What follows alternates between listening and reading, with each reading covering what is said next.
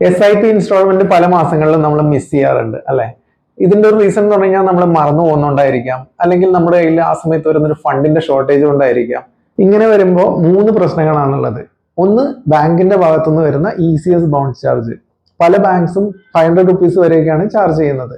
2, നിങ്ങൾ ഇത്തരത്തിൽ 3 SIP continuous ആയി മിസ് ചെയ്യുമ്പോൾ ആ SIP ഓട്ടോമാറ്റിക് ആയി ക്യാൻസൽ ആയി പോകും. പിന്നീട് നിങ്ങളത് റീസ്റ്റാർട്ട് ചെയ്യേണ്ടതായിട്ട് വരും. മൂന്നാമതായി, നിങ്ങളുടെ റിട്ടേൺസിൽ ലോങ് ടേമിൽ വരുന്ന ഒരു ഇമ്പാക്റ്റ് ആണ്.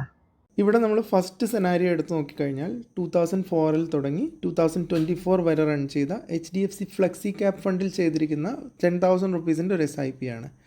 2008 അതായത് റിസഷൻ ടൈമിൽ ഒക്ടോബർ, നവംബർ, ഡിസംബർ മാസങ്ങളിൽ ആ 3 മാസങ്ങളിലെ SIP ഇൻസ്റ്റാൾമെൻറ്റ് മിസ് ചെയ്തിരുന്നെങ്കിൽ അന്ന് നിങ്ങൾ മിസ് ചെയ്ത യൂണിറ്റ്സിൻ്റെ അന്നത്തെ NAVയും വാങ്ങേണ്ടിയിരിക്കുന്ന യൂണിറ്റ്സിൻ്റെ നമ്പറുമാണ് അവിടെ കാണിച്ചിരിക്കുന്നത്.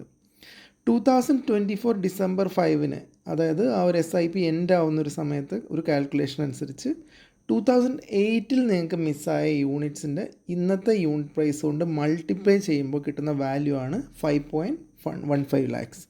അതായത് വെറും 3 മാസത്തെ SIP ഇൻസ്റ്റാൾമെൻറ്റ് മിസ് ചെയ്തുകൊണ്ട് നിങ്ങളുടെ ടോട്ടൽ പോർട്ട്ഫോളിയോ വാല്യൂയിലുണ്ടായ കുറവാണ് 5.15 lakhs. ഇത് നിപ്പോൺ ഗ്രോത്ത് ഫണ്ട് എടുത്തു കഴിഞ്ഞാൽ 6.25 lakhs ആണ്. ഇനി 10 വർഷത്തെ സെനാരിയോ എടുത്തു കഴിഞ്ഞാൽ പോലും ഇവിടെ കൊടുത്തിരിക്കുന്ന ഫണ്ടുകളിൽ 3 SIP മിസ് ചെയ്തുകൊണ്ട് ഏകദേശം 2 ലക്ഷം രൂപയുടെ കുറവ് വന്നെന്ന് കാണാം. ഇതിന്റെ ഒരു സൊല്യൂഷൻ എന്നത്, നിങ്ങൾ എപ്പോഴും ആക്റ്റീവ് ആയിട്ട് യൂസ് ചെയ്യുന്ന അല്ലെങ്കിൽ എപ്പോഴും ഫണ്ട് കീപ്പ് ചെയ്യുന്ന ഒരു ബാങ്ക് അക്കൗണ്ടിൽ നിന്ന് വേണം നിങ്ങൾ SIP സ്റ്റാർട്ട് ചെയ്യാൻ.